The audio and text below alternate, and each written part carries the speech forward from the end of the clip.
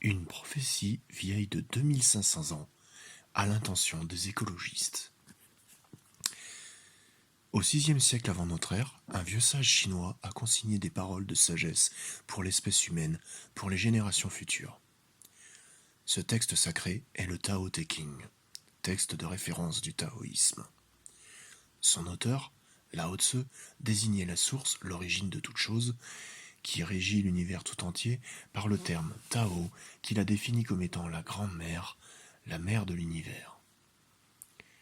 Au milieu de toutes ces paroles de sagesse se trouvent consignées des visions prophétiques concernant notre époque actuelle. Parmi ces prophéties, l'une d'elles prévient que, quand l'homme interfère avec le Tao, le ciel devient sale, la terre s'épuise, les espèces s'éteignent, l'équilibre se désagrège. Chapitre 39.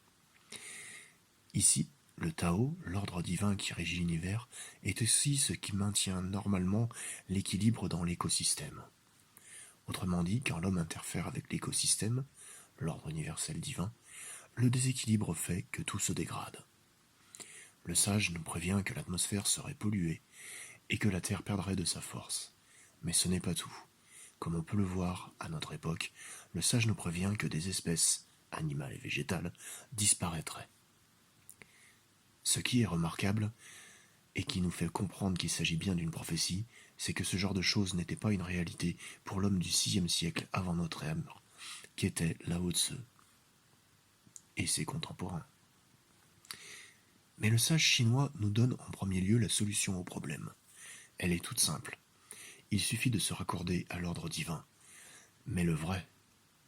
Ainsi il est écrit, en harmonie avec le Tao, le ciel est clair et vaste, la terre est ferme et fertile.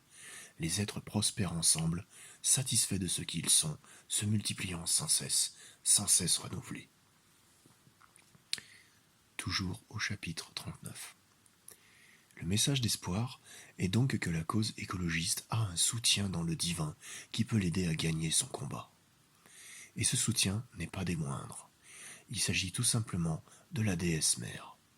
La mère de l'univers, la mère de la nature, la grande déesse.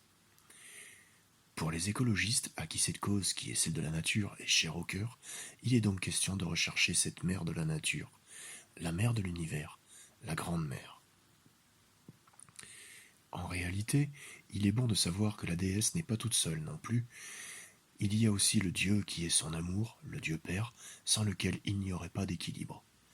On peut lire au chapitre 42 du Tao Te Ching que « Quand masculin et féminin se rejoignent, toute chose s'harmonise. »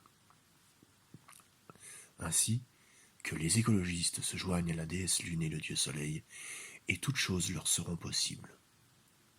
C'est la promesse de ce texte sacré, consigné il y a 2500 ans par le sage prophète de la déesse et du dieu Lao Tzu. Pour retrouver cette prophétie, voir le chapitre 39 du Tao Te Ching. Pour ceux qui voudraient en savoir plus sur la déesse et le dieu, il y a plusieurs vidéos sur ma chaîne YouTube, comme par exemple Taoïsme et Wicca, la déesse est le Tao, ou encore la déesse et le dieu, et aussi bien reconnaître la déesse et le dieu. Ces 3 vidéos comportent des textes références du Tao Te Ching. Rappelons que la déesse et le dieu sont le point commun entre le taoïsme et la Wicca, et que cette chaîne YouTube est surtout l'œuvre d'un Wiccan. Voilà.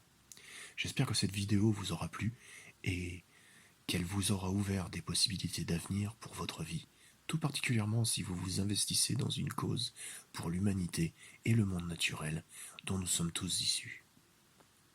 Soyez bénis. Au revoir.